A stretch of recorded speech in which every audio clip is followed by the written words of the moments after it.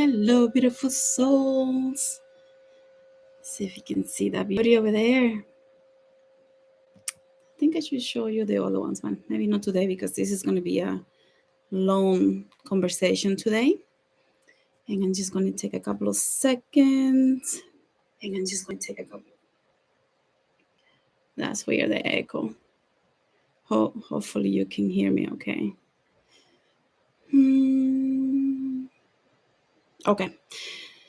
Okay, so let's start. Today we're going to be talking about 21 divisions. We're going to be talking about 21 divisions, origins of 21 divisions. We're going to be talking about how to know when we're working with our luases, how to work with them, work through with the dream state, as well as visions, clairaudience, and stuff like that. We're also going to be talking about some similarities and differences when it compares to quickly, though, because I want to spend a lot of the time talking about really the history so you can understand that these are very divine beings and that most of the time they're very misunderstood unless you're in the practice. So that's why I want to take the time. Please, if you have to go, leave a question, leave a comment on the comments in the chat area, because I'm going to truly spend a lot of time here going over a lot of basic information and in-depth information so that those that are not within 21 division can truly appreciate how powerful and magical and divine these energies are. There is a lot of misunderstanding, and I want to clear that up today. So this live will be a couple of hours long. So if you have to go, please leave a comment in the chat area and I'll get to that later. So again, today we're going to be talking about 21 divisions, how to work with these energies. I don't know, can you guys see me okay? I think, I don't know if I'm having issues already. Please let me know in the comment areas if you can see me okay.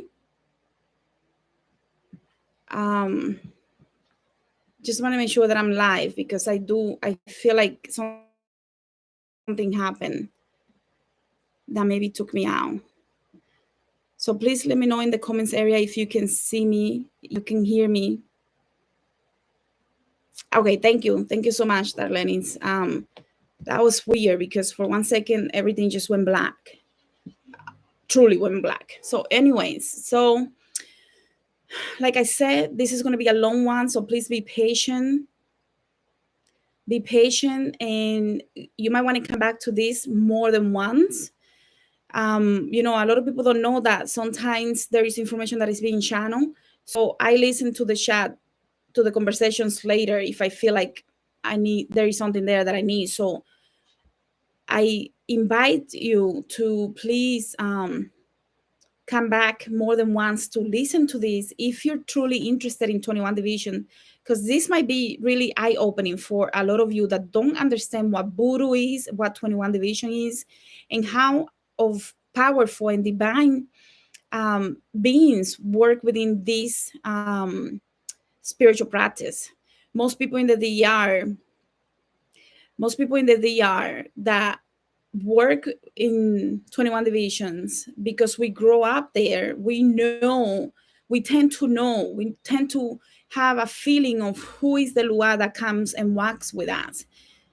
But because we're so much immersed in it, we don't really treat it like in other practices like Santeria or Ifa or Lukumi, right? Where we have to go through ceremonies to get to know these energies. We tend to interact more with them by going to La Fiesta de Palo, going to the different ceremonies, going to los rosarios and stuff like that, where we can feel the energy and the current of the energy so that we are more immersed. But now that more and more people are coming into the practice because of the internet and how people in other places are being called to this beautiful practice, you will see that a lot of people are doing a lot of readings to know who is the Lua that works with them.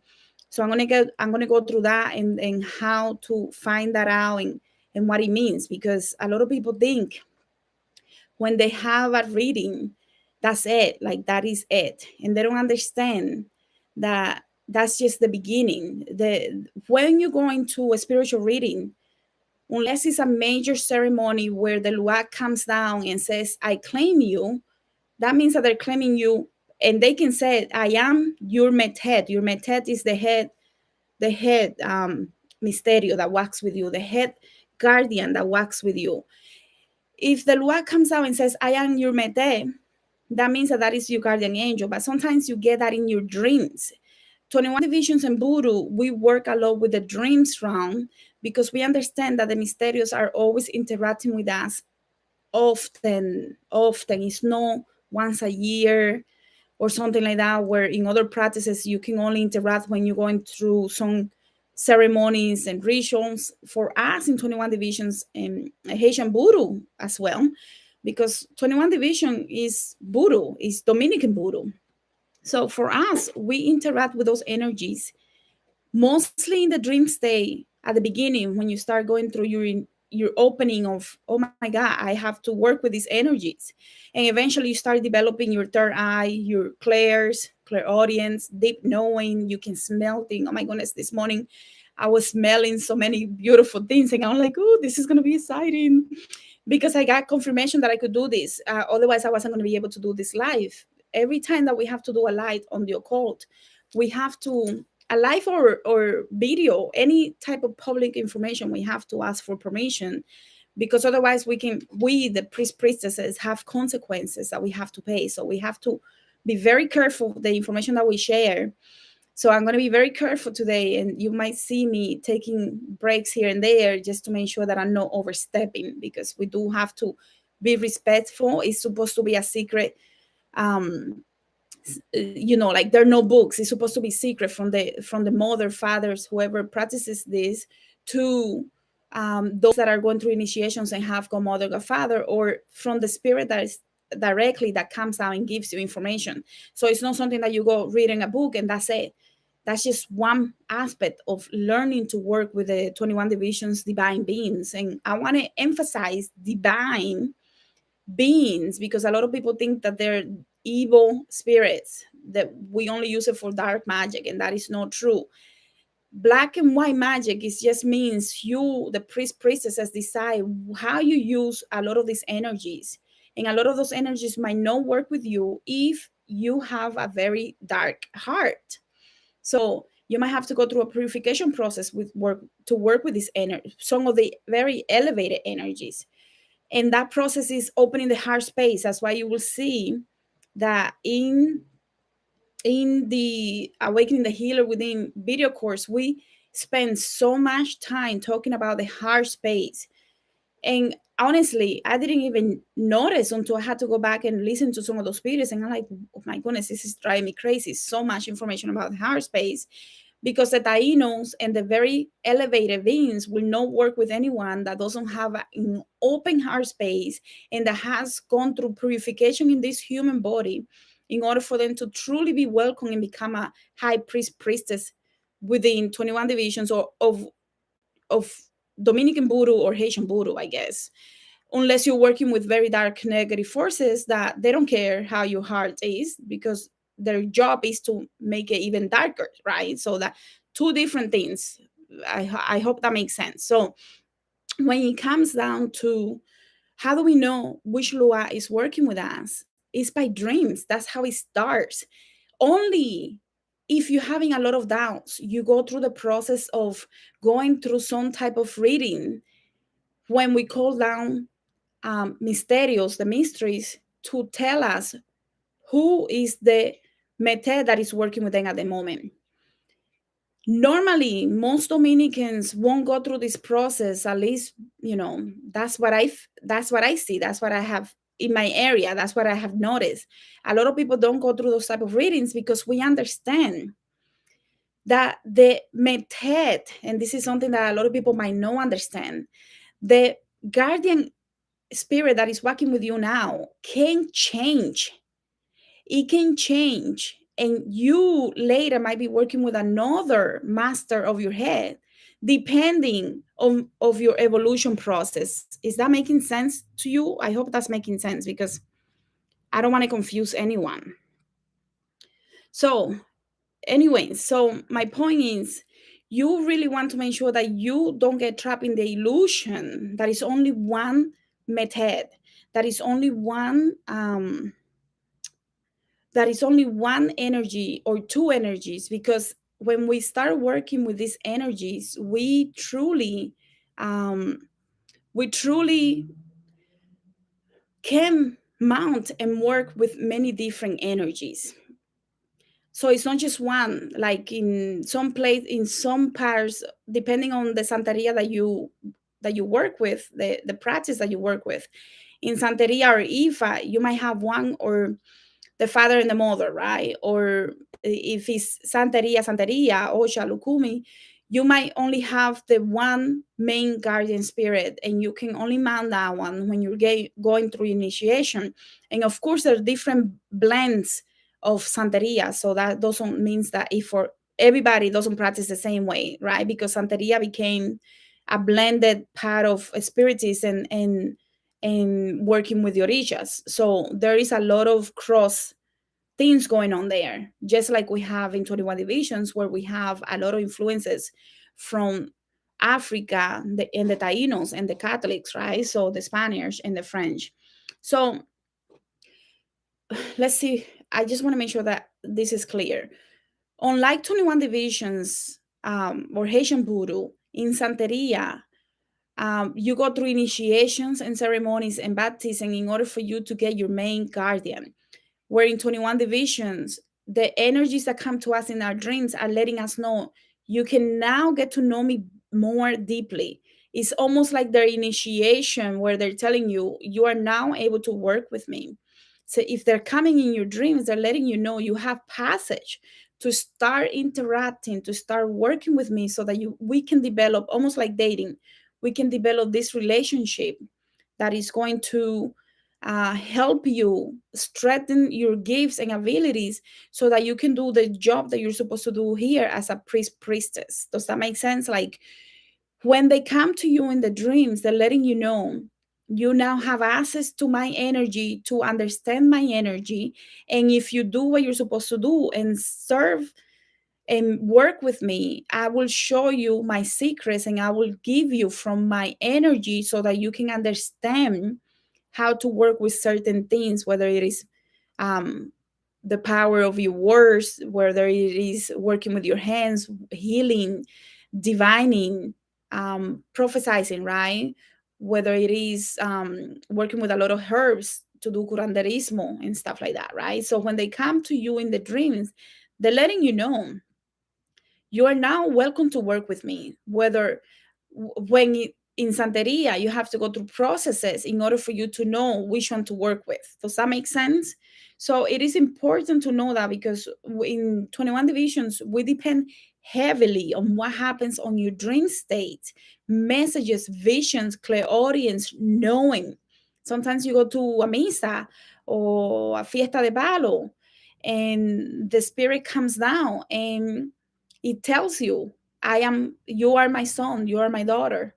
And that way you know. And now the way to know is if you go to several misas, several fiesta de palo, and the same spirit come down, that is 100% confirmation that that spirit is claiming you. Of course, it's not the same person in every, right? Because you want to make sure that the person is not playing around.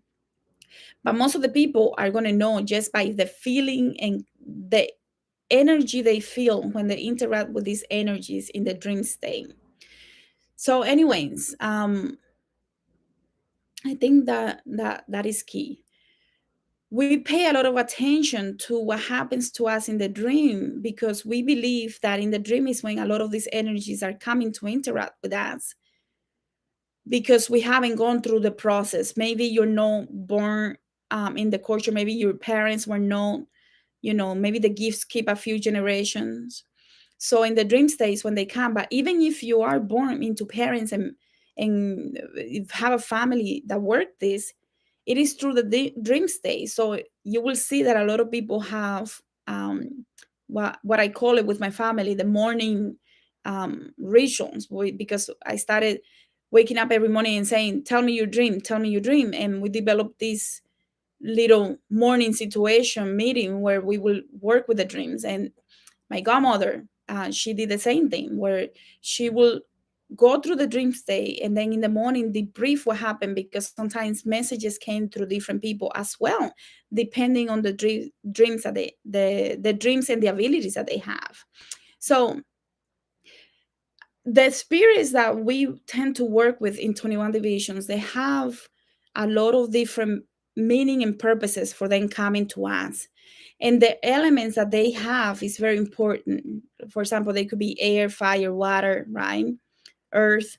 And those energies will tell you what is the purpose with you in this life. And then you have to go through the process of developing, working with your dreams, meditating, contemplating, doing little rituals like lighting a candle, doing prayers, getting to know the Lua, maybe offering a bigger fiesta every year if you have one of those commitments with the Lua.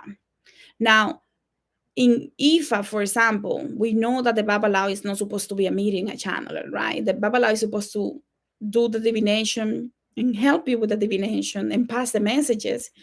But a lot of Babalaos look against, a lot of them won't even work with people that are mediums to initiate them in Ifa, or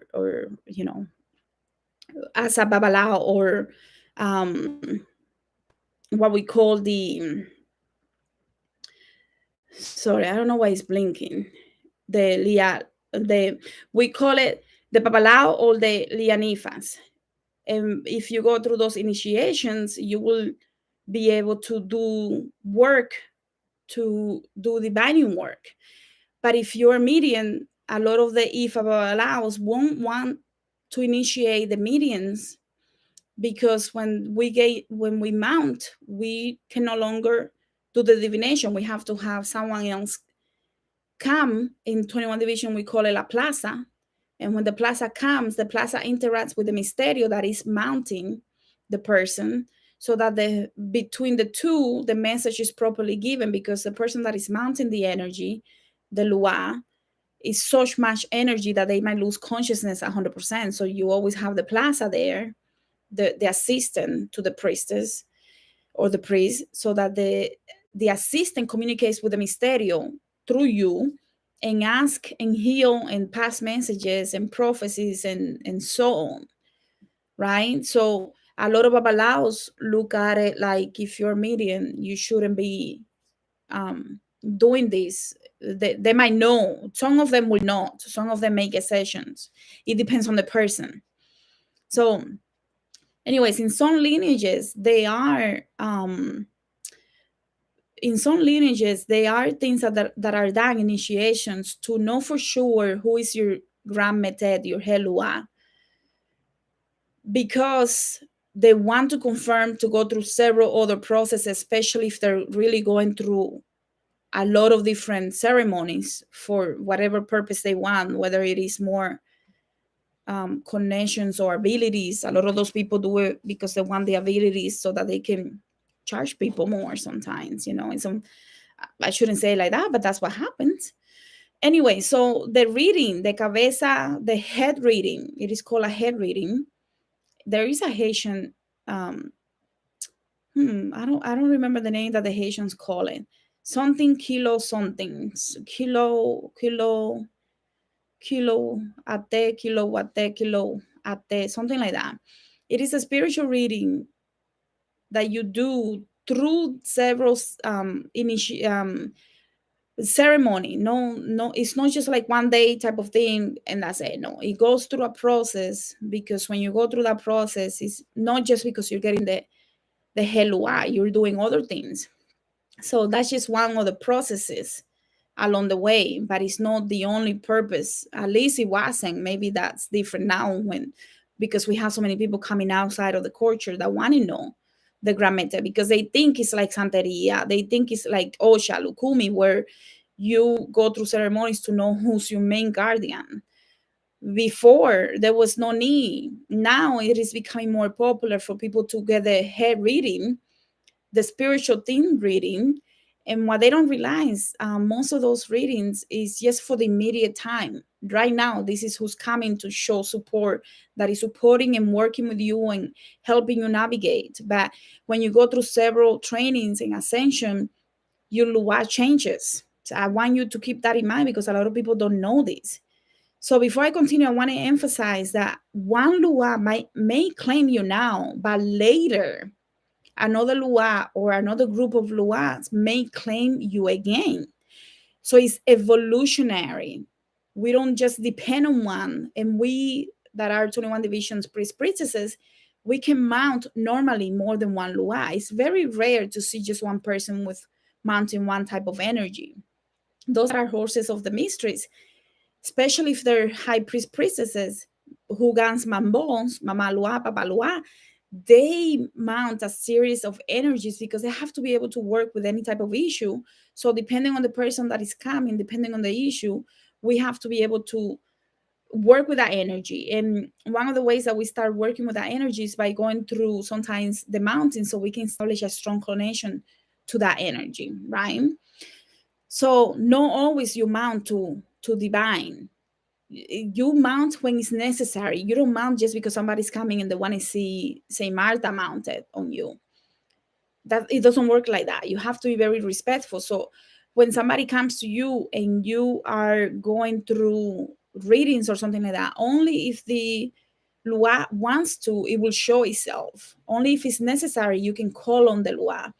But if you call every time just because you want to make a show, you lose respect. So you have to be very careful with how the energies are invoked and how you receive them so that it doesn't become as, like something distasteful and disrespectful. So, anyways, with Ocean Lukumi, we have several different forms of divination. Those divination include Ifa. That's why I mention Ifa a lot of the times, because a lot of people don't understand that it is a spiritual practice. But for those that practice Santeria, it becomes a form of divination. That's why you see a lot of similarities with the Odus in Osha and Ifa. So just like 21 divisions, those that practice Osha and Lukumi, they have the healing rituals, the herbal bath, and they receive a lot of dreams. But Santeria is a blend of spiritism and the Orishas. So you have that blend where in 21 divisions we have multiple branches, and I'm going to get to that because I want you to truly understand how diverse is 21 divisions and why we truly become more open to different things that maybe some other practices are not so open to. At least if you're really paying attention, you will understand this because Santeria, it has been practiced since, I don't know, maybe 200 years, right? Voodoo, the same thing, because remember, and I'm going to get to that, so I don't want to get distracted. I'll get to that because it's important for you to understand. So anyways, with Ifa, we have three major components that make Ifa. Olodumare, the supreme creator of heaven and earth. We have the Orishas that are between heaven and earth, doing things, right? And we have the ancestors. So similar to 21 divisions, we have Papa Bondie, the creator. We have the Luans that are spirits that make up the elements of every living thing. And we have the ancestors. So there are some similarities. But one thing that I want to show you how similar we tend to be is like the Lia Walls. It's a Yoruba term, and it's mother of the wisdom, mother of the mysteries. And the Lua, Lia Wo, La Wo, and the Lua, you see that there is some similarity there. The Awo is mystery, right? Lia means mother, but there is a term that we used to have that it was very common. It's not so much common now because people like to use the Haitian classifications of Hugans and Mambo, but especially the elders used to use Mama Lua and Papa Lua. And you say Liao Lawo and Papa Lua. Sounds similar. I want to mention that because Mama Lawo is a term that is used in Osha, in Lukumi, to also explain that it is a woman that is initiated in the mysteries. Same term with Mama Lua and Papa Lua. A woman or a priestess that is initiated in the mysteries of the Luases. And what is the Lua? The Lua basically is a cosmic law that explains to us everything created in this universe. And therefore, because this human brain cannot comprehend them, we get confused and we call them mysteries because it's so much that this human brain cannot comprehend. Right? Like there is so much mysticism that this human mind will never understand until we pass and transition, and then we get to see things from a different perspective. And that's why the worship of the ancestor become key. The worship of the ancestor becomes priority number one. Okay, let me see something here. And I do want to mention that some people, when we think of 21 divisions, we know that a lot of those spirits come from Africa. And because they come from Africa, mostly West Africa, Dahomey, which is Benin now, and Yoruba, Nigeria, right? And then Yoruba Pantheon in Nigeria. But for the Santeria, Lukumi, it's mostly the Yoruba. So in 21 divisions, we see much more different energies where, like, for example, in Palo, we only see mostly energies from the Congo. So in 21 division, we have Congo, we have the Fon, we have that, which is Dahomey. We have, we have so many, the Nago, so many nations, we call them nations, and it's so diverse. And we also have the Tainos, the Sweetwater division, and so on. So you see how there are some differences just based on the region they come from, where a lot of this concentration in Cuba of these energies that became one were mostly from the Yoruba pantheon, not just one, but more than one, because there were different ethnic groups in Yoruba in Nigeria that compose the Yoruba pantheon. Where in 21 divisions we have, like, oh my goodness, so many different tribes. And we'll get to that because I really want you to understand that. Now, you might want to, like, I think I quickly mentioned that what is Lua? Lua is a cosmic force. It's a cosmic energy that represents something in a spirit created by source, because Papa Bondie, God's source, is so far removed that he had to create intermediary, invisible, powerful supernatural spirits to help us in this 3D living dimension, physical dimension. So those spirits tend to represent anything in this 3D reality, from trees, rocks, love, emotions, water, rivers, stones, whatever, right? Trees, herbs. So anything that you can think of that is in this 3D reality, the Lua can be a representation of. It can be represented through the government, politics, abundance, money, enemies, marriage, friendships, etc., etc.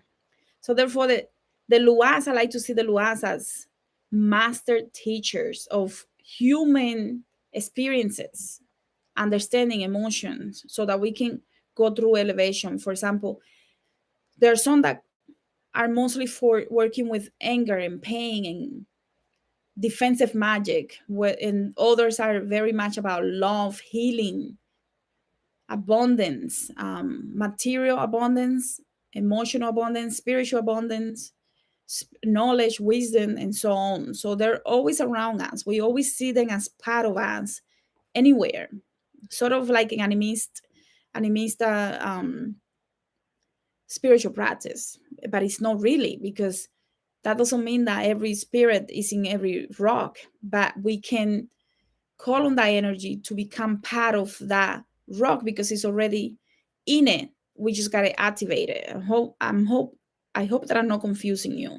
So the Luas are very ascended beings that can interfere on our behalf with God and help us ascend this human experience. So when we ascend the human experience, we become healers of ourselves, healers of our family and others. Now, one thing that I want to say is that because the Dahomey, a lot of our spirits come from Dahomey, which is now Benin in Africa.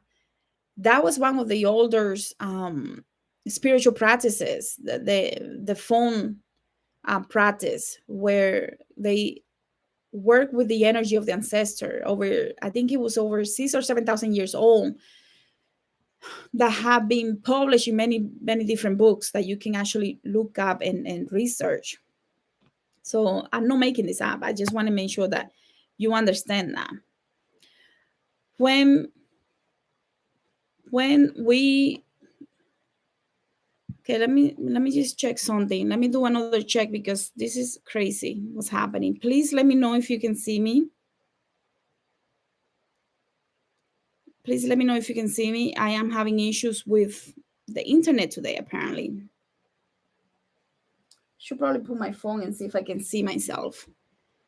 If you guys can see me, please let me know, because I am having issues with the internet and I'm trying to check on my phone if it's working, but I don't see anything.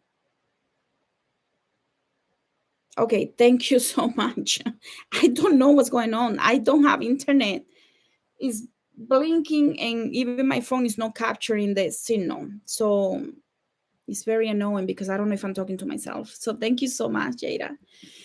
Beautiful. So let me continue because I have so much. I don't even know if I'm going to be able to get through this today because it's so much. And I really want to do is honor and justice because I don't want to leave this halfway. I feel like I have to do it today. I don't know why. Anyways,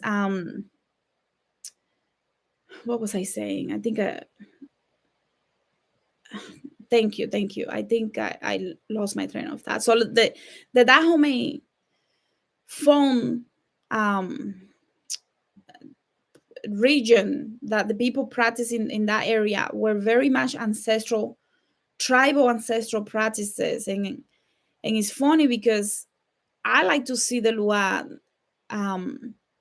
as a form of us to understand what we need to work on, right?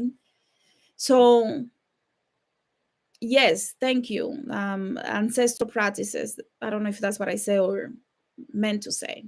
So anyway, so the Lua once they had a living experience. They were human, just like you and I. And when they die, their souls transform into supernatural, eternal, spiritual beings through a process of purification. And I talked about that in the live that I did a couple of days ago on the two different cores, the silver core and the black core. And you can listen to that if you want to understand a little more about what I mean, because this is important. And if you look at some of the videos that I have done, you will be able to put two and two easily. So their soul went through a purification process after death when they transition. And they gained so much knowledge because a lot of people in the different tribes where they were part of, where they once lived, saw them as priestesses. They have wisdom, they had knowledge from things that most people wouldn't know. So they were like priests and priestesses, wise people that had knowledge or that hold certain powers, whether it was because they were queens and kings or because they were a tribe priest and they were respected and looked up to. And they were curanderos, perhaps. They were doctors. They might have been warriors, like the Nago nations. A lot of warriors, right? So people will look for them for protection to open up the roads with the machetes. Woo. I got goosebumps. So the most powerful mysteries were made out of, they had a beautiful, powerful living experience. So when they transitioned, they were elevated. And the people continued to work with them in the spirit dimension by asking for things. And because they will see direct manifestation of those things, other people started working then, and more people started working then until they became very well known. And the more that they became well known, the more they ascended because the more energy was sent to them. Does that make sense? I hope I'm not losing you. So a lot of 21 division spirits came from the away from Mahi, Popo of Dahomey, which is now Benin. We call it the Rada because of in Dahomey there was a city called Alada. Yes, go back to that video if you haven't, because it's going to make a lot of sense. And I think I'm going to clarify even more in another video, but not to maybe today, depending on the time. I'm not even looking at the time so I don't get distracted, because I know this is going to be long. Anyways, so the 21 division, a lot of the 21 division spirits come from, we call them Rada. The Rada energies are the elevated energies from the Alada city in Dahomey. The Fon ruled the great empire of Dahomey. And this might be shocking to some of you. Please be open and do your own research. But let me tell you, the Dahomey kings and queens, the rulers, the royal family, had major slave trade going on in Dahomey. And the Europeans went to Dahomey to trade slaves, to buy slaves in exchange for precious jewelry and jewels and even liquor.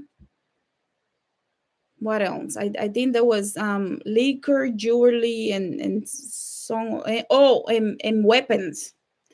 So the Europeans went to Dahomey, and the Dahomeans rulers will exchange people that they fought and conquer in the West Africa tribes, and will sell the ones that they didn't want, like the criminals and the sorcerers, the people that have knowledge as well, because they didn't want the people that had knowledge to give and put together people against the royal family. So they will sell those. But that was really good for us in Dominican Republic and Haiti, and you'll see later why. Because if it wasn't for that combination, we wouldn't have been able to win the battle against Napoleon and those crazy people and the French.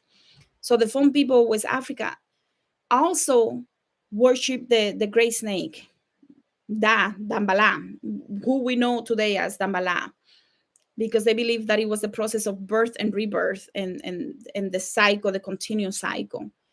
Anyway, so moving on to, okay, let me see. I want to go directly from the Dahomey people, the Fon people of Dahomey were very crucial, because we work, those are the energies that we call the white table for us, for 21 divisions. And I believe in Haiti too. So the Dahomey traded criminals, sorcerers, priestesses, who may open up people's eye and unite together to fight the Dahomean rulers, the kings and queens.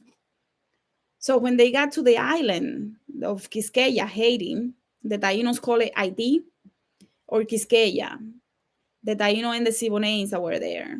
These criminals was crucial in fighting against the revolution, to fight in the revolution to fight for freedom.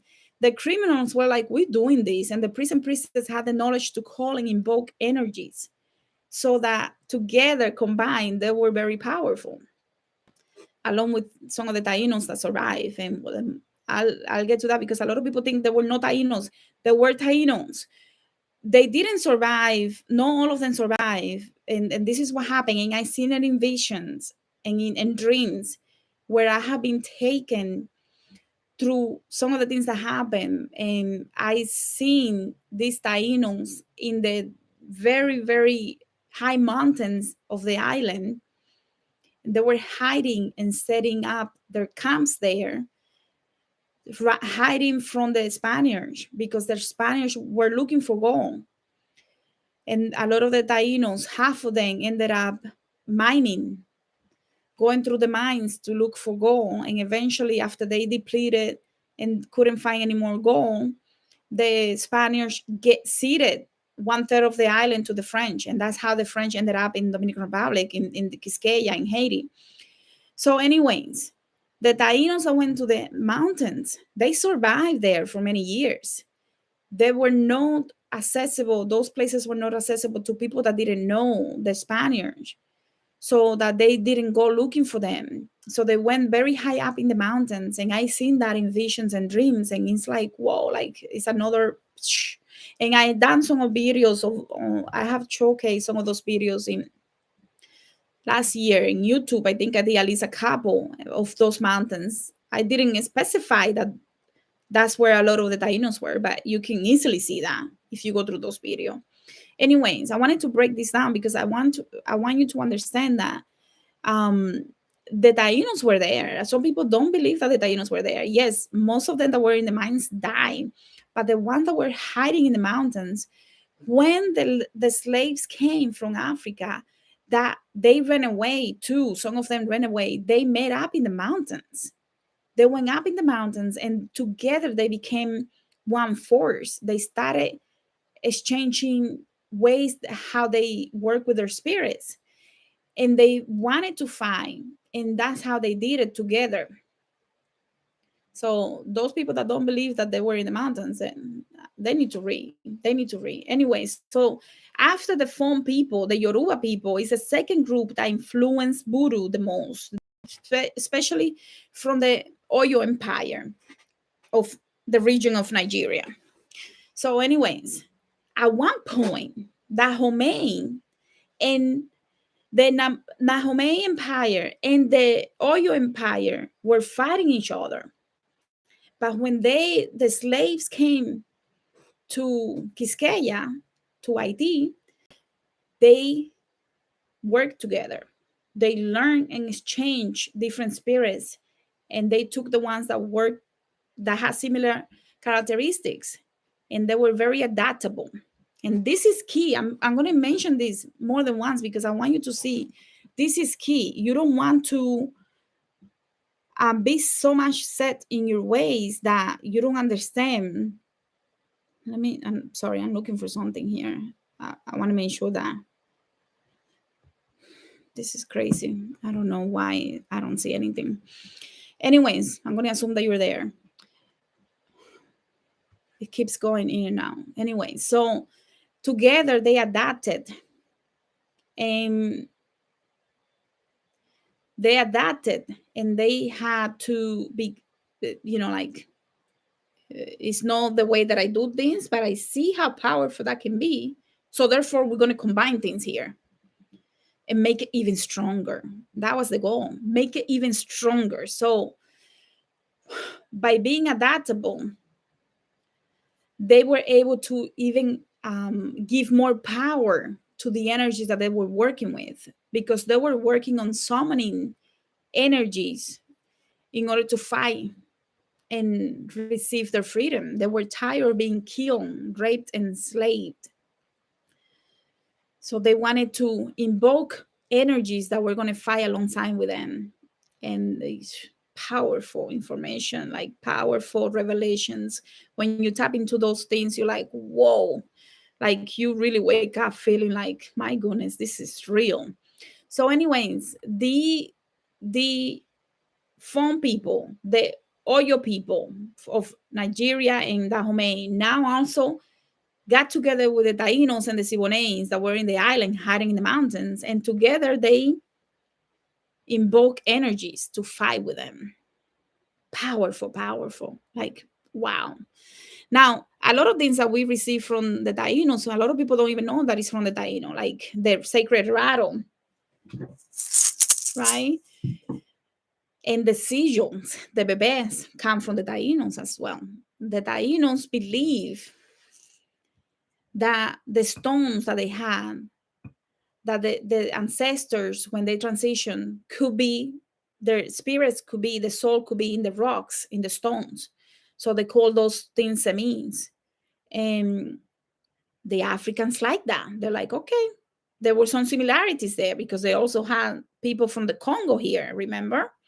It wasn't just Dahomey in Nigeria, the Yoruba. There were also people from the Congo. So they're like, okay, we can work with that. And the sacred rattle also became a major tool for them. So they were very good at adapting, becoming and picking the best pieces and using it to amplify power. That is key. That is very, very important. And how did they do this? Even in the eyes of the masters, was by dancing and drumming and singing. The French didn't think there was nothing wrong with that because they were not using anything, you know, anything besides dancing, drumming, and chanting and having fun. They thought that they were just having fun. They didn't realize that they were working with spirit and developing connections and doing things that eventually was going to lead to their demise. So,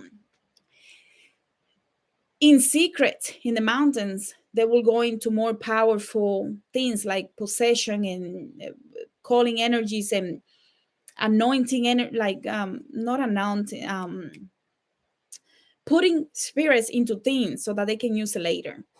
So, anyways, I think I'm going to move on from the history because, I mean, unless you guys want to hear more about the history, because it's a lot.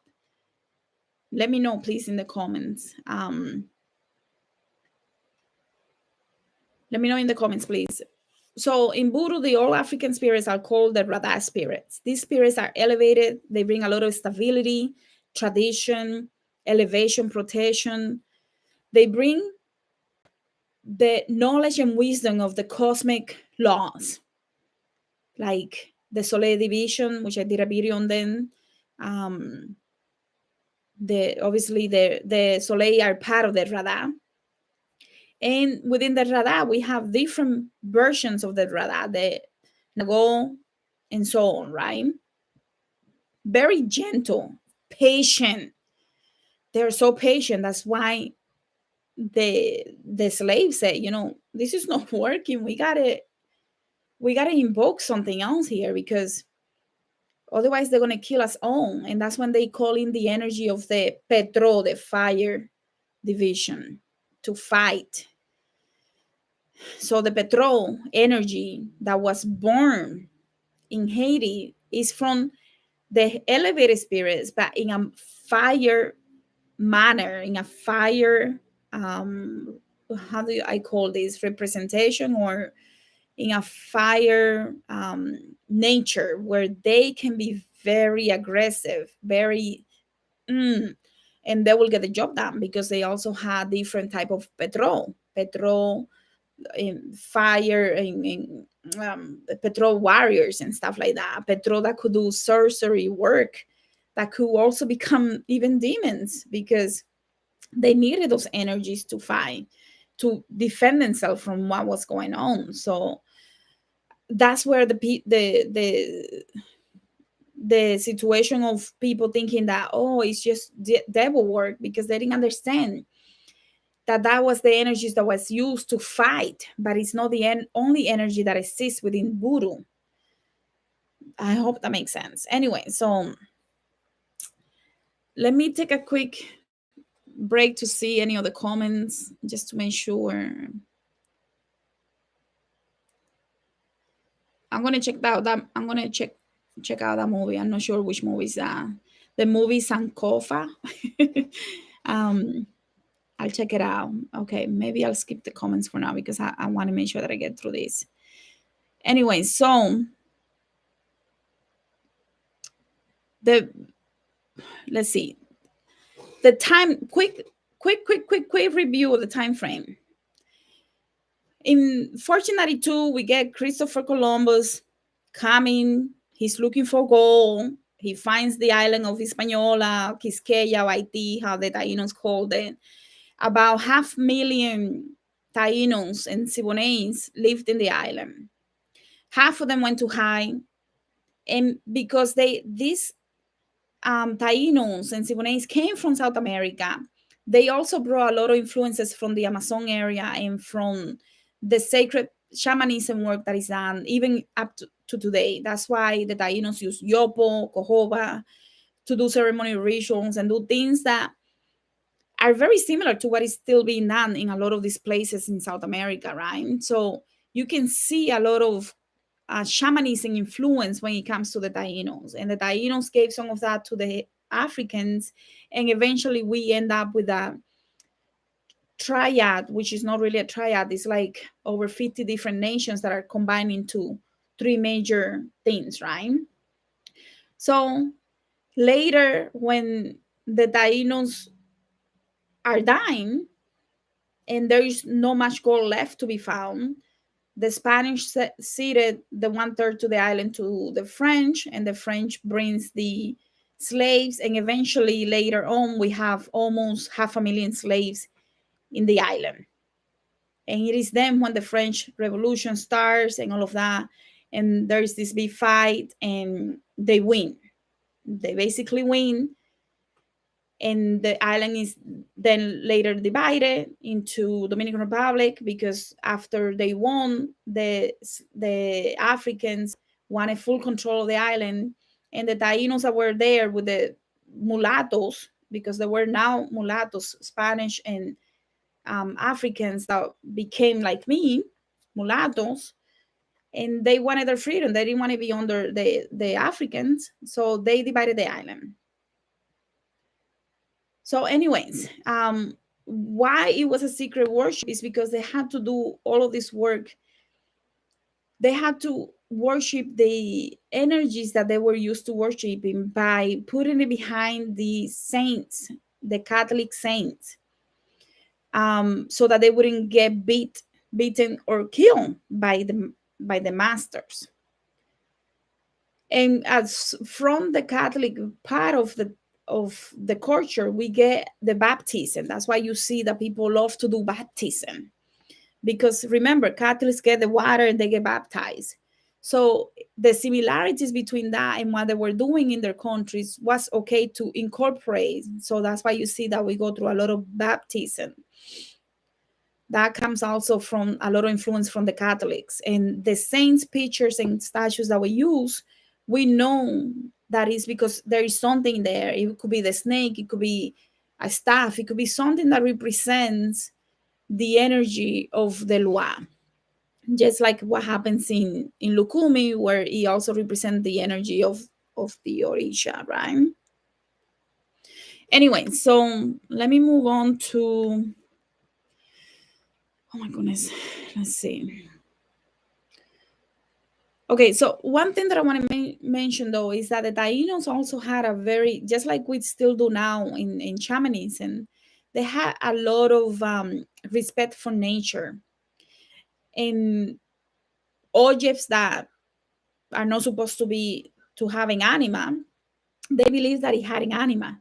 So the Africans also had similar things, and it was so easy for them to use what it was the best to use so that they can work together, so that they could become one. And I don't know why I have to keep saying that, but the it was the Taínos also that had the bebes, the sigils that are still used today.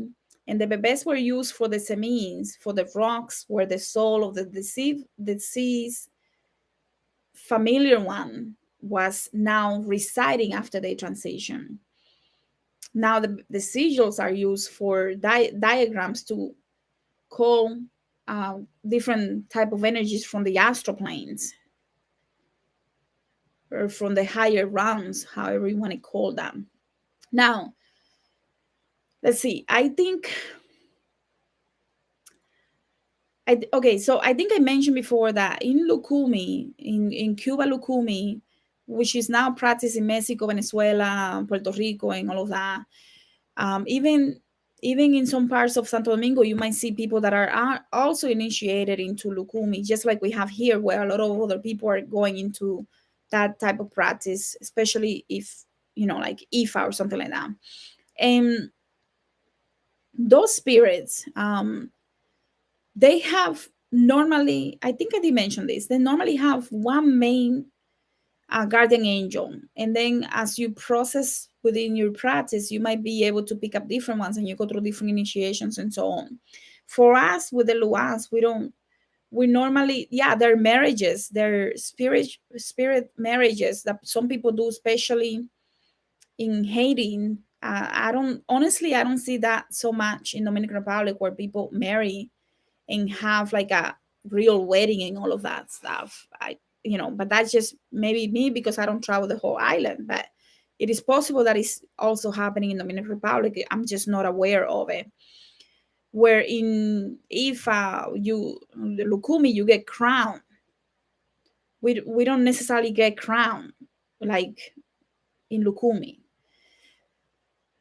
I wanted to clarify that for those that are wondering, because we have more of an everyday relationship with these energies where we might be dreaming, you might be seeing them, you might be experiencing life, you are offering something, you're constantly doing something to honor and respect, venerate that energy, because you at one point or another, the if you're a priest or priestess, you have made a pact with this energy, with these energies. It's normally just more than once. Like if you go to some altar, it's like, ooh, so many. But some people don't get all the ones that they work with because you can just do it from your heart. You don't have to have an altar. So, anyways, the different. Let me give you some of the divisions of the nations, or the divisions. We call them divisions of the different energies. So I mentioned already the Rada Lua originates from the Dahomey area mostly. The Petro originated from Haiti, but they have the Rada version of those Luas that originated from the elevated plains, which is what we call the Rada, from the Alada in Dahomey, which is now Benin. The Congo, obviously from the Congo. The Igbo from the Yoruba tribes, and the Nago also from other tribes as well as Yoruba. And this is funny. Also, the Guinean from Guinea, Sudan from Sudan, the Sudanese division from the Sudan, and so on. It is important to know that the Luas have different paths, different vueltas, different representation of the aspects of the same force. That's why some people say, "Oh no," but I made the same mistake because when an energy comes to me, that's it. But I also know that that's not it. But I like to see it like that. I have that problem. I have to get over that. But the energies have different representation, different aspects of the same force. For that reason, the Rada energies also can come in the Petro energies, like the yin and yang, if that makes sense. So, Ersili Danto is the Petro or Ersili Freda, and so on. You see what I'm saying? Like, there is always a mirror, and we look at the mirror and we see, and each one has positive and negative, because Ersili Freda, we all know that some people know that she can be very jealous, right? So even in her elevated form, she has negative aspects. In the Petro, she has positive and negative. Every one of those representations of the cosmic life force of those energies of the Luans are going to have the positive and the negative manifestation. So you have to know how to work with these energies, meditate, contemplate, honor, venerate by doing rituals, prayers, by putting foods and drinks and things that they like, that they have told you that they want. Not just what somebody else tells you. You could do that at the beginning, but the more you develop the relationship, you have to ask. You cannot just do what somebody else tells you all the time. So it is important to know that they have the positive and the negative manifestation in any vuelta. The Petrolua are more demanding. They're extremely demanding, and they can be very, very aggressive. But they're important because they bring balance to the cosmic order of this universe, of this life, the human and the metaverse. So they bring the balance of the yin and yang. The Petro are very good with magic and destruction. That's why they were very good with helping to destroy the Napoleon army and to get them to let it go, because they knew that they were not going to win. Anyway, so the Lua is an energy that can help you heal, align, protect, can help you receive magic and wisdom so that you can do magic, that you can go through your ascension, evolution. So, for example, let me give you some example. Ursula Freda, a lot of people don't understand that I see her as the DNA, activating the DNA, scientific DNA, so that we can tap into our holiness. That's every time she comes, that's what I see she's doing with the people that are in the ceremonies. Through me, she comes and do that. She can come through you and do the same thing. That's how I see her. You might see her in another way, but that's how I see her. Where Dambala is creation, right? And activation, healing as well. And the Marasas is the beginning and the end, life and the birth and rebirth, right? Where Guy might be wisdom and reason. The Radha mysteries are very much air, intelligence, right? Because what happens when we have the element of air connected to the creator? It brings that intelligence, right? Now we have the water spirits. We call them the Simbiluas, and those are the cosmic water. So the Nago, everybody knows those are the warriors, but they also are a reflection. They can open roads or they can close roads depending on your reflection abilities, your ability to go in and reflect and do things that you're supposed to do so that you can open up your ways as well. The Belia division is all about divine justice. And we also have Papa Lekba, the different lebags that open the planes, the astral planes. So again, the Radha, the stars, the air, the Nago is, we all know Ogun, Ogun in the Orisha Ogun is all about the metal. So obviously the Nago are military, and the military always has metal. So they bring that element of metal. The Congo is water, cosmic waters, and the Petro is fire. So, anyways, and the earth, we also have the earth, which in this earth, all of those things become animated. If I hope that's making sense, please let me know in the comments. If you have any questions, please let me know in the comments, because I'm not looking at the comments yet. I want to make sure that I get through this. This thing is messing with me big time because I cannot see. It just keeps going like this, so I don't know if you're there. So the Luas have different representation, different size, different path. And those paths bring different wisdom, knowledge, things that we have to work within ourselves. When an energy comes to you, you got to start looking. What is the element of that Lua? So that you can identify quickly why it's coming to you. And then you can develop a relationship that is more based on respect. Because if you're always in the mystical, you're not going to really understand that you also have to heal yourself in order for you to become a healer of others. And those people that are receiving a lot of the spirits, the luas, is because they're supposed to help others. So they're healers.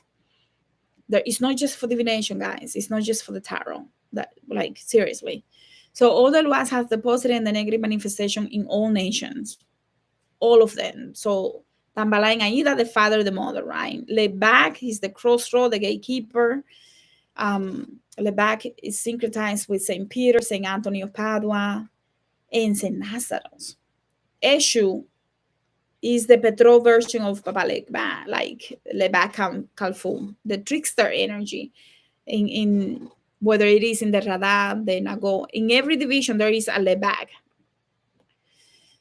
Ersuli, obviously, I already talked about that. So you can see the positive and the negative of the different manifestation depending on the energy. Like the grand Ersuli, the grandmother Ersuli energy, right? She's very old. She can come down and she can be like really slow, moving very slow, but she can do a lot of work because she's very wise, very, very wise. Whether some other energies like Ogun Badagri might work with white magic, but he can also enhance and like remove negative things from your environment.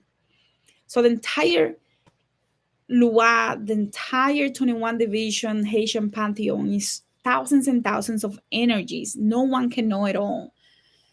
And we might have different names depending on your region because there is no one thing that says this is the way it needs to be done. Every house, every lineage is going to have different ways. Even a lineage from one side of the country to another is going to have different ways that we work with the energies, and sometimes different names and different purposes. Because when you baptize and cleanse and bring that energy to work with a picture or statue for your altar, or for even just on your heart, you don't need to have an altar. You are assigning almost like a correlation between what that energy is for you, and you can develop that connection. Does that make sense? Like, please let me know if that makes sense, because I don't want to confuse anyone. So the pantheon is so huge, humongous, and is always expanding, because just like the cosmos that is always expanding, there are more and more luas every day. And yes, some of them are newer, and the older ones, we call them the Radha, and the newer ones normally end up as a Gede, because the Gedes are the ones that are deceased, and now they might be in the Gede pantheon, or they might be in one of the different pantheons, but they might be newer than the older ones. So how do you know that a Lua is coming to work with you? You could be possessed, mounting the energy. You could be having dreams. You could be smelling things. You could have that a deep knowing. When you go to Fiesta de Palo, you might get the Lua to tell you something like, you are my daughter, you're my son, or you belong to me, or I am your father, or whatever, right? You get a message. But mostly in dreams is when you start developing these relationships, where you're getting advice and knowledge from the luas, the different luas that are coming to you, to let you know that this is part of your path, that this is your path. So it is a commitment that you make. And once you make that commitment, it's not advisable for you to say, I don't think this is working for me, because you can create a lot of energetic entanglement with your energy in this life path, in this life here now, so that it can become a little not a good idea. So that's why a commitment is not recommendable until you know for sure that you have that hungry and that you really want that connection. Because the verbal commitment that you make, it is a contract in the spirit dimension. You don't have to sign a paper. You, even if you do it in a dream, you're making a contract. So I don't think people understand that. I laugh because a lot of people don't understand that, and I think it's funny. I don't know why I think it's funny. I just think it's funny because the contract doesn't have to be something that you sign.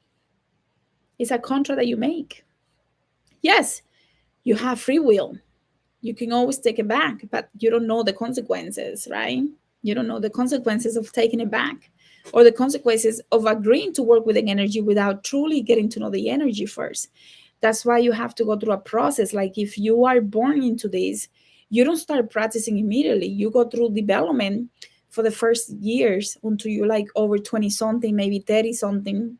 And when you're over 30 something is when you go through next process of development, so that you can start to work with others and heal others and do divination for others, and so and so. So you have to go through the process of getting to know the energies that are working with you, so that you don't just commit to an energy without truly understanding if there is a good match, truly understanding if this is your right path. You go through so many tests. Oh my goodness, the number of tests that we go through is crazy. You know, I'm not sure that I understand if they give you negative energy, or will they, what? Tell me again, ask me that question again, because I don't know, maybe I need to answer that before I continue. But how do you serve the Lua? Contemplation, proper dreaming. That's why I did the dream journal, because they made me do that. I should get it to show. I think I showed you before. The dream journal, I didn't even want to do that. I was like, oh my God, just leave me alone. But I had to do it, because whether it was just for my own evolution or whatever, but they require me to do it. And they didn't leave me alone, so I got it done. Let me put it that way. So you contemplate, you meditate, you pray, you have conversations from your heart, you do rituals, ceremonies, once a year, big fiestas if you can afford it. Doesn't have to be expensive, but it is something that you put energy to by being a good human, by offering food, tobacco, liquor, flower, drinks, herbs, perfume, and so on. But the most important is a lot of contemplation, communication, meditation, and some prayers. I know prayer, I think prayer is a conversation with intention.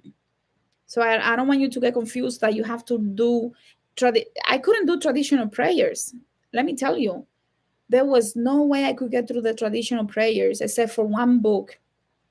And I remember when I finished, I had a major trance at that moment. When I finished, I had this major trance, and I was like seeing things, and it was like, wow. But that was the only book that I was able to finish. Then the other prayers, I create my own prayers, and I have to receive the prayer by contemplation and meditation. So let me see what the comment is.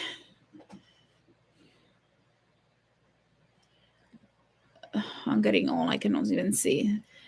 It seems risky if you do the wrong thing, and you're trappy if you don't. It could be risky, but let me get that thing, because they're asking me to show you this. But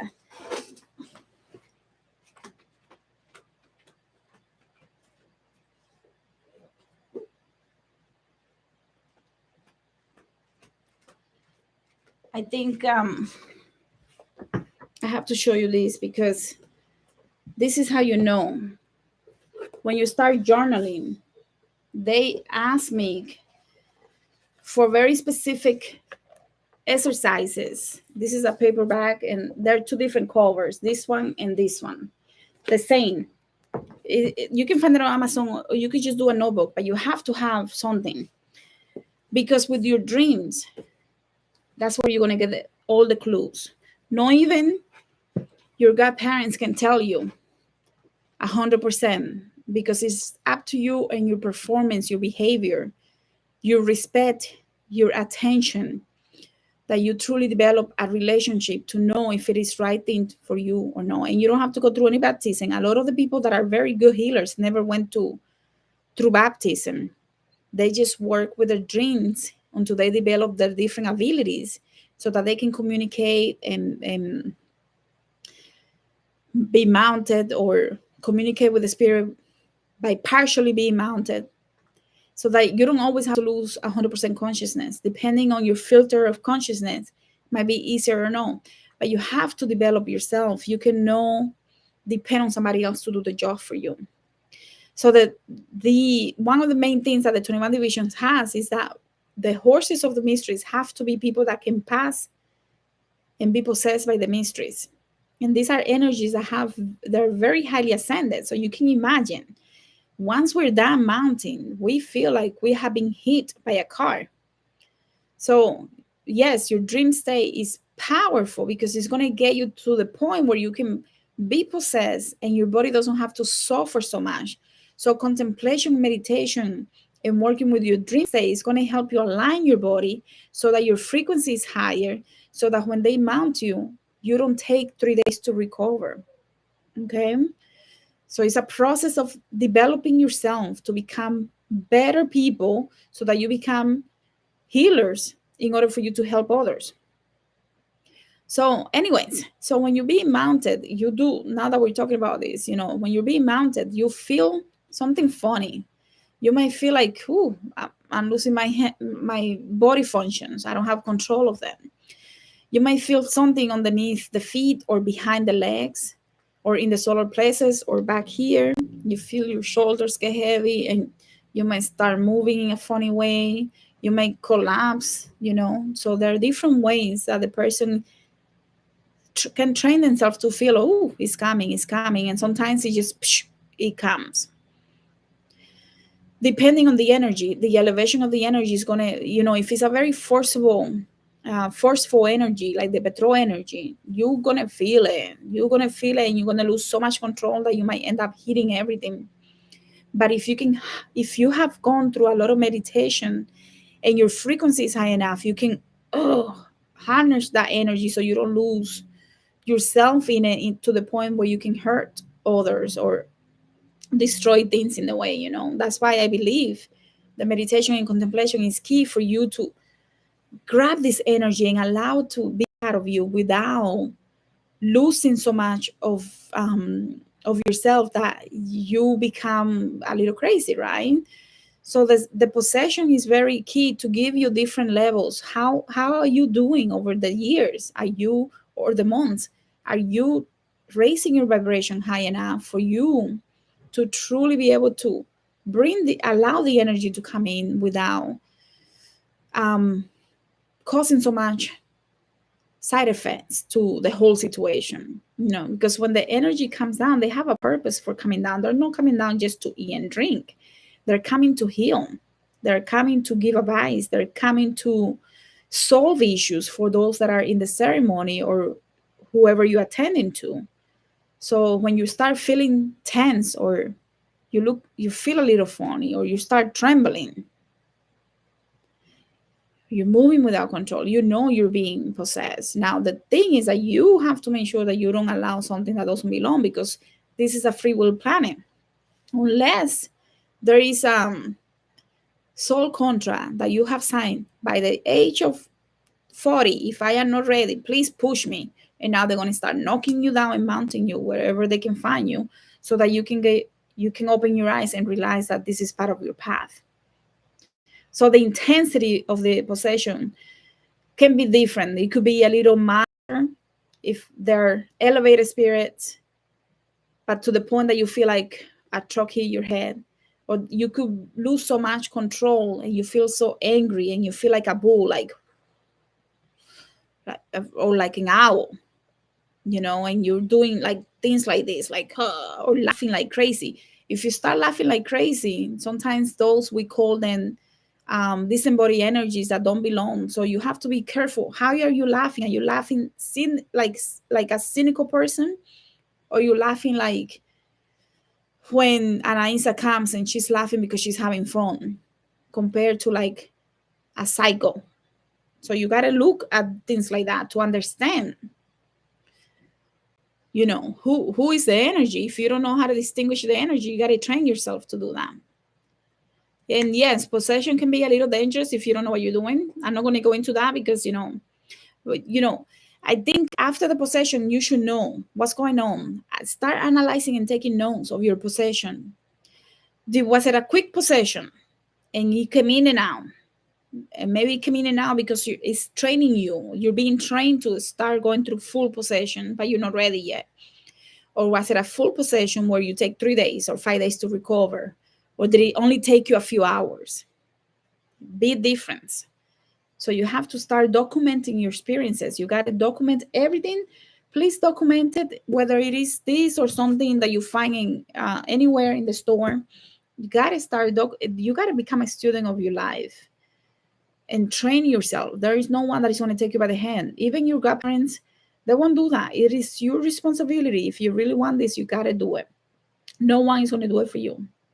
There are some possessions, like I mentioned, that only last a few seconds. Maybe you're being trained. Maybe you just got a little funny, like, ooh, feel like I had 3 drinks, but I haven't had any.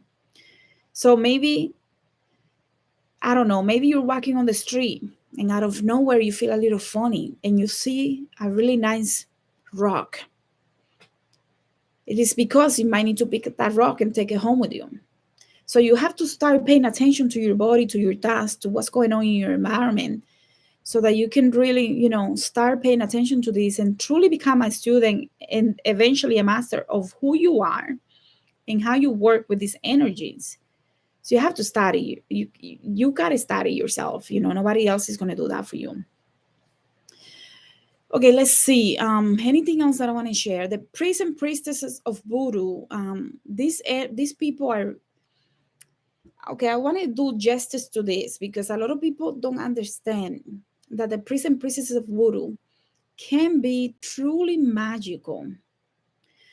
To meaning they're so magical that they have so much wisdom and knowledge, and sometimes it's so much that they don't know how to put it out to you, to give it to you, because it's a lot. Like we have a dream and we see the 360s of those dreams, and we can take them apart and we can see things that normal people won't see, and we just become, my God, like truly think of the ancient priests and priestesses like that. These people that are priests and priestesses of voodoo, 21 divisions, truly have a gift. It's a gift from source at the time that we're born, whether we activate that gift early or later in life. Sometimes we push it, sometimes maybe even a couple generations because we're not ready. But these people have so much knowledge, and they can do things even in your dream state to help you, and you have no idea that they helped you. Of course, they're not going to go around, I helped you. Most people won't believe anyway. But everything that you're doing here is being recorded, because when you transition, you're going to go through a process where that process is either did you do what you were supposed to do? And if you did, then you can also become an elevated spirit because you did the things that you were supposed to do here. Whether you got, the ego gets in the way. We want top compensation. We might want a huge house, this and that, whatever. But the key is we might want recognition. The key is that when you do what you're supposed to do, when you transition, that's when you get the total benefits of having been a priestess here of voodoo 21 divisions or any occult practice, depending on the deeds that you did, right? Because some of these people can become initiated in the higher planes to become in ancestral spirit that can work with your family or many others, depending on your powers here in this human experience. The more that you elevate your gifts in this physical plane, when you transition, it's almost like you go through major next level activation in the astral planes, in the higher planes, and now you can work with thousands of people or different communities throughout the planet or whatever. And that, what it means is that now you could become what we call it, a lua, a new lua or something like that, depending on your deeds in this plane. So these people tend to have so much knowledge, and they acquire this knowledge by going through the astral planes and the higher planes in the dreams or meditations or contemplation, visions that they get, and then they have to go and study. Because I only study what I get. I'm not going to go study 100 things because my energies have told me only what we give you is where you're going to go, because there is a master plan that I don't see 100%. But if I follow, I'm going to know that I'm in the right path always. So that's why I only look for what I'm being told. I don't work with energies that don't come to me, because I don't know if I'm creating entanglement. So to prevent those issues, I only work with energies that come to me. And when they present themselves, I know, okay, now I'm ready to work with them. Maybe it took a little longer than another energy because something else needed to be done in order for me to understand that energy better when it came, so that I wasn't afraid or discriminatory against it, because that happens a lot, So you have to truly, if you don't appreciate your whoever is helping you in Voodoo in 21 division, that's up to you. But know that these people can be very, very powerful, and the healing that they offer you is next level. These people are working with very highly ascended energies, and they might only have to ask on your behalf for something, and that's it. They might not even have to do a full ritual, because they have that connection with those spirits. That's why the connection is established long term. It's not, I put a plate of food and I'm gonna wait next year to do the same thing. Or more importantly than the food is the contemplation and the meditation and truly understanding those energies, so that you don't get caught in the ritual, but you actually go deep to understand the energy. Does that make sense? um So these energies work from the astral and the higher planes. They don't work. They are here. They have representation here, but they're working from the higher planes, and they come to the astral plane when they need to interact with you, especially if you're not able to go into the higher planes yet. Does that make sense? So when the physical person dies and transitions in this 3D reality, there is a process where the body goes back to earth, whether it gets buried or it gets cremated, right? Where simulated, whatever the word is, they get burned. Let me put it that way. And they go back to Gaia. They become that body. Let's say they get buried. They go back to Gaia. The spirit of the body, the soul, is divided in two, which is the video that I did the other day on the two different cores. That soul that is divided in two, one goes to source, another one goes into the cosmic water or the spirit dimension, or it goes back into the etheric, the astral plane. There have been some books that have been written, and I need to find them to maybe give you those books so you can read them, because even in some books it talks about two different things that happen that people are not truly understanding. It's not just the soul. There is more aspects of the soul, and that's why we have energies that are in the astral planes. Think about this. In ancient Egypt, the ba and the ka, and that being, even in that, you see that the soul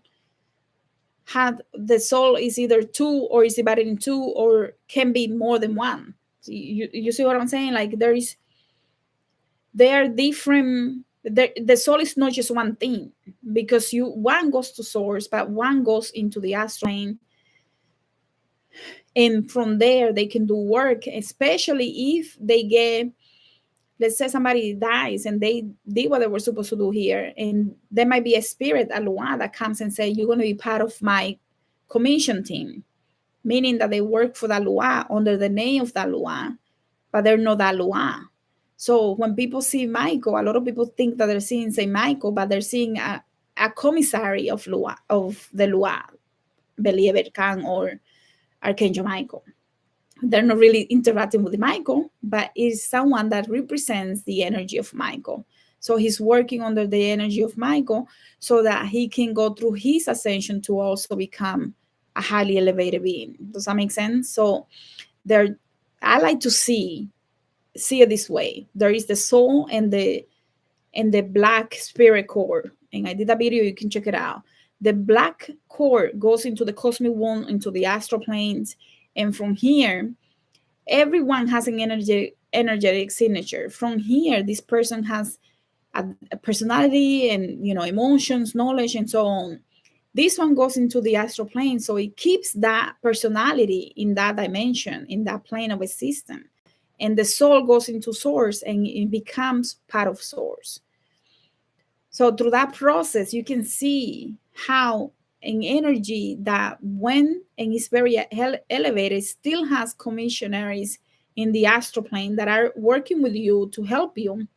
Even Saint Martha, she has the different energies that work with her, especially the energies of the snake. Those are I think in English is commissionary energies, that they're part of her. She's the captain and she has the soldiers. And sometimes who you interacting with is the soldiers. It's not Saint Martha. Same thing with Believer Camp. You might be interacting with, or Saint Michael, which is a Saint. The Belier is the Dominican version of Archangel Michael, or the Tainos, or whoever. That you can see that a lot of them work in groups, or they having energy.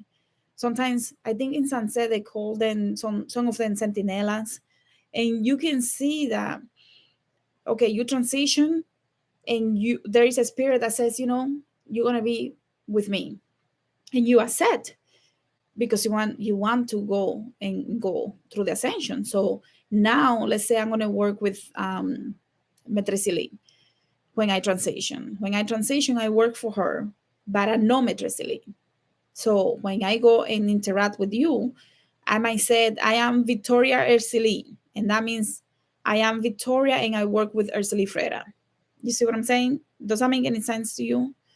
So there is this difference, and we have to understand this difference, because even in the astral plane, the level of consciousness of the person makes a big deal on how they work with the different priests and priestess. And I'm not going to get into that, because you can see that if the person level of consciousness is not very well expanded, you could be doing work for a priest and priestess to do negative work without understanding that you're actually doing something negative.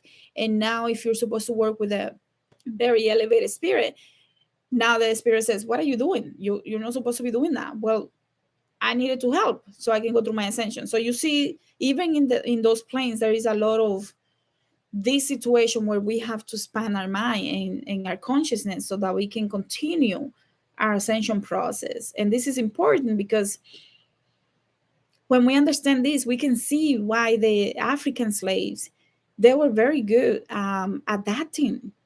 And when they adapted in that way, they were able to gain even more knowledge and wisdom and power. So adaptability, being flexible, picking the best things is very key for someone that wants to work in these spiritual practices. So anyways, I just wanted to share that with you so we can see things from a different perspective, because if you think of even the ancient Egyptian, right, with the Ba and the Ka, where they divided the soul in those Ba and Ka, the way I see it is that the Ka is part of the source that goes back to God, and the Ba is the part that stays in the cosmic water. It gets stuck in the astral plane, and from the astral plane, if it goes through purification, it can unite with the Ka in order to go back to source, or it can stay and do work to go through purification and ascension if it needs to, in order for that energy to do its job, in order to unite with the other aspect of it to return to source. Or it could become an eternal energy within the astral and the higher planes to assist humans. I hope I'm making sense. Anyway, so let's see. Not sure. Okay, I'm going to go back into this because I want to make sure that it's perfectly clear. Wow. The In Creole, we call the knowledge that the priests and priestesses have, and I'm going to truly My Creole is terrible. It's Konesan. This body of knowledge, Konesan, like Konesan. I think that's how you pronounce it. This knowledge, we acquire this knowledge mostly, and you can see it in most of the even this book. I wanted to do a book review on this, but I don't know if I'm going to get to it this week or next week. But this book by Milo Rigal, I highly recommend this book for those that are wondering and want to get more serious about voodoo, especially Haitian voodoo. Um, Even here, and this is a very well-known author. He already passed away, and even here, he talks about the dreams. The fact that a lot of the priest and priestess work with the dream state in order for them to get the messages from the luases. So we can see the dreams, the possession, those interactions, contemplation, talking in our altar, sitting in front of our altar, putting our candles and contemplating, taking the 30 minutes to pay attention to the candle, to read the candle. If we put coffee, to observe how quickly it goes down. If we put the water, observe. Maybe there are different ways that especially if you're working with 21 divisions, where we work with the water, and even Sansen, and I think even Santeria, the water, even for our ancestors, become very important for us to see what's going on with the water, right? So, but it's more than that. It's about a connection to the divine. It's not just about magic, is one of the benefits. But the main thing we get is the connection to the divine. There are no sacred books. There is no books. I mean, yeah, there's some books that give you basic information, but to get the real secrets, you have to look for that in your dreams and meditation and trances. You don't get it through a book. The book is only going to talk to you about history, definitions, maybe why we use some things, and that's about it. But the real knowledge comes through the dreams, meditations, and trances. So you have to study yourself. You have to have journals, fill out a couple of notebooks every year, and you will have books for yourself to pass to whoever is next in your family. There is nothing like that. You cannot, normally it's oral or given orally because it's so much to give. But the more that we understand that we need to study ourselves, the more that we can do what we need to do, right? Okay, so I think I don't know if anybody has any questions. I think it's been over an hour, maybe an hour and 40 minutes, so I am getting tired. But I don't know what else I want to share because it's so much. So let me know if you have any questions, and I'm going to go through some of the comments now. Let's see. Okay, let me go through some of the comments. Darlenis is here. Yeah, I believe we need information like this so people can understand. The main thing that I wanted to get out today was the fact that we have to be very adaptable. A lot of people are super fanatics. Oh my God, no, this is how it says in X and X books. And that I see a big problem with that. And I don't want to make it about this because this is not the life to attack any practice or anyone in particular. But I do want to make it clear that that is a big problem. Even in 21 Division, if you become, I had a client, and this person, oh my gosh, she was a little crazy. This person saw a 21 Division priest. He did something very bad, and they had sexual intercourse and stuff like that, and he used her energy through a refresco that he did for her. He used her energy and really confused the crap out of this person, like made her do this for a couple of years. And when she came to me, I was like, I don't even know if I can help you. She was such a fanatic of the religion, the practice, I don't call it a religion, I call it a spiritual practice, and so dangerous because when you become a fanatic, you don't question things. You stay in the mysticism to the point that it becomes, oh, that just bothers me. So I'm not even going to get into that. I try to help her, and this person ended up with dark with a priest that practiced dark magic, and I had to block the person. Like, I cannot deal with this, like 2 a.m questioning why a candle moving a certain way, and I'm like, this is crazy. I don't, even if I get paid enough, I wouldn't even deal with this type of person, because this person became a fanatic of the culture and wasn't truly looking for the divinity of these divine beings and how they exist within us, so that we can go through our process of ascension and evolution in this physical plane of existence. Not when we die, but here now. And I have seen that with quite a few clients. And the moment that you are going crazy for some of the things that you're seeing or experiencing without truly questioning things and just following what someone tells you, you need to be careful. Like, if somebody tells you do this, do that, and you don't question anything and you just accept it, and you don't really use logic, you have a problem. And I think I'm getting to the point that I'm tired of those type of people, so I'm becoming even more distant.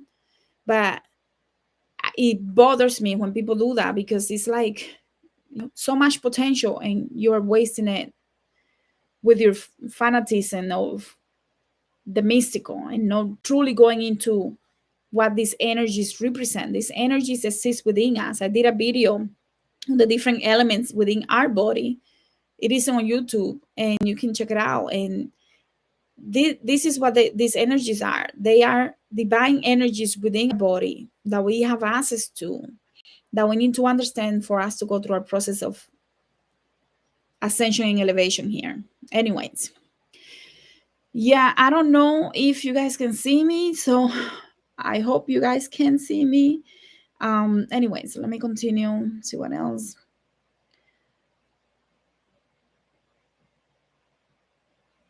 Let's see, there's a lot of, I think you got a lot of you were responding to if you can see me or no before, but I still cannot see. So let's see, I can see the chat, but I cannot see anything else. If the Lua gives you negative energy, you don't work with them. Let me clarify this. The Lua might give you negative energy because you're discriminating. You could be discriminating with your human emotions and fears, discriminating against an energy that can be completely beautiful, but your discrimination got in the way. And what I'm saying is, some people might not want to work with the betrothed energies because they are evil, or whatever your discrimination point of view is against those energies. And you don't realize that it is you who's being weird, because you haven't gotten to know those energies. So you don't know, you haven't received those energies, so you haven't been able to contemplate and ask deep questions. One of the questions that I ask any energies that wants to work with me when they come and present themselves, I start my process of getting to know that energy. And the questions, I don't stop until I get the answer, whether it takes me 3 months or a year. Show me who you really are. Take me and show me who you really are. And sometimes it's very painful because I see a lot of things that, God, I don't want to see. But it is important for us to ask those deep questions, because that's how we really get to know the Lua. That's how we really know if we can trust or not trust the energy, by learning to discern energy. And I already talked about discernment, so I'm not going to talk about that again. You'll have to see that video. But if you're afraid, you got to ask yourself, what is it that I'm afraid of? Is it my human fears, my discrimination, my beliefs, or is it something that the energy that is making me afraid? Those are two very different things. Yes, it can be risky. Okay, I think I did answer this before. It can be risky because If you don't know how to discern energy, you're going to be very confused. And if you don't know how to discern energy, you're going to be looking for that hungriness that you have in answers in different cultures, especially at the beginning. You don't know where to go, so you're trying to get some answers, but the answers are not outside of you, the answers are inside of you. That's why I didn't try to go into Ifa until I was truly navigating through that pantheon, because I didn't want to influence my teachings with 21 divisions until I was ready to go fully and understand and work with the Orisha pantheon. So you got to learn to discipline yourself and take it one day at a time. Who am I going to work with today? You might need to put a plan in place. Okay, Mondays I work with the Gedes, because obviously Monday is the day of the Gedes. So, but maybe Wednesday you work with this other energy that came to you. If it hasn't come to you, do not play with the energies. Do not. There are some universal energies, but if you're not using them for universal things, positive things, you got to be very careful. If you're not, especially if you're trying to do something negative, you got to be very careful, because you might be the one that get hurt, or your family and descendants. Okay. Okay, beautiful journal. Oh, thank you, thank you. You're welcome, my dear. Alice says, thank you for breaking this down. Okay, hello, my name says, happens to me and I was lost. I had to literally lay down. All of a sudden, to this day, I don't know who or what. Okay, yeah. So it can be confusing, because you definitely have to start paying attention. This morning I was smelling this smokiness, and oh my goodness, I woke up and I was like, yay! And I was like smelling these things, and I had such a beautiful experience with Madame Brigitte, and I was like, oh my God, I love you. And it was one of the most beautiful experiences. And it was because I asked last night. I want confirmation that it's okay to do this video, because otherwise I was going to cancel it, because I didn't ask last when a couple of yesterday or the day before, when I was posting this for this live. I didn't ask, and I was like, I forgot to ask before I posted that. So last night I meditated and I got my answer, but then I went into this major beautiful trance experience, and I woke up and I was like meditated for a few hours, and I was like, best day ever, and it was only like 6 in the morning. So you do have to develop that relationship, so that when you interact with these energies, you're not afraid of them, and that you can truly see the essence. Do not stay at the surface. Do not stay at the fact that they like a perfume, or the fact that I don't know, that they like this type of food or whatever. You got to go deep, deep, by meditating and contemplating and working with your dream state. Let's see. Yeah, if you don't know and you were talking a different language, a lot of the times we speak different languages depending on the energies that are coming, especially languages that are no longer used, or languages that you're not sure where they come from, and they might be coming from the West Africa regions, any, Benin, Nigeria, or something like that, or some of those tribes that we no longer have access to, but you could be talking Bantu or something like that. Who knows? So you do really have to pay attention to the sounds and the feeling at that moment, so you can grasp some sort of message if you cannot decipher the full message. One of the first spirits that came to me is Papa Papa Candelo. Papa Candelo. So some people say that he's a fire. She says Aquarius Queen Tarot. That some people say that he's a fiery, but when I work with him, he teaches me healing. Yeah, well, he was Papa Candelo. I did a video on Papa Candelo, and my goal was to do the video to show some similarities, but it doesn't mean that they're the same. I think people get tripped with the whole idea that I'm saying that they're exactly the same. I'm sure discussing the similarities, but you're right. Candelo can have that fire in him, but he also can come. He's a healer, so he's a doctor. So he can come in a very grandfather energy, and that's how he comes to me too. Very grandfather, very loving, very, oh my goodness, beautiful energy. When I am with him, I feel safe. I feel like, oh my, like anything is possible. So thank you for sharing that. Yeah, a lot of that information is going to be in Spanish. You might want to check out that video just to get some idea. But, remember what I'm receiving at the moment and I pass on doesn't mean that is the ultimate truth. This is my version. This is my truth. It could be different for you. And it depends on the level of the light path that you have, your mission here now, and how those energies want to work with you.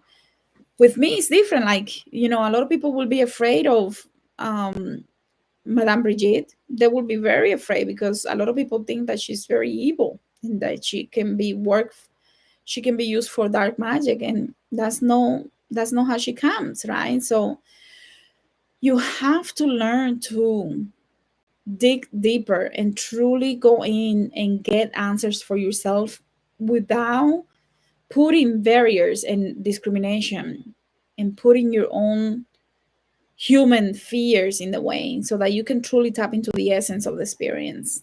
Hope that makes sense. Did that make sense? Like, we really have to study, and I don't know how else I can say it, but studying this energy, studying yourself, the experiences, the dreams, the visions, and keeping track, because sometimes you will see that you get something now and a year later is when you get in the other half, because it took you a year to be able to understand the other half. So the first half was just to get you interested. Let me go get it. And the other part of the answer is when you're more developed, where you have experienced different things so that you can truly understand it. And sometimes these energies will not repeat themselves. So it becomes very challenging, because if they don't repeat themselves, then you feel like, oh my God, I lost it forever. But the more that you train yourself to study, write your dreams, your visions, your meditations, your experiences. Sometimes I just write, how did I feel today? Around what time was I feeling a little bit funny? And then I start looking for the clues, right? If that's how I started, looking for the clues, so that I can. Now when you develop yourself, and you'll quickly picking up. But sometimes you're in the middle of something and you don't realize who's coming. But the more you pause and pay attention, you'll be able to quickly see what's going on, why they're coming, what is it. They might be, while I was talking to you this whole time, I was getting so much no interference, information and confirmation, yes or no. That's why sometimes I had to pause, because when you pay attention, you will see, okay, that's making sense, or no, that's not making sense, or reframe it because you don't want to confuse people, right? So we have to be aware of those things, so that whoever is your recipient, in this case is you, that you can understand yourself. So I think I'm going to leave it here. It's almost 2 hours and I'm super tired. So I'll see you guys on the next one. Thank you so much for being here. Thank you.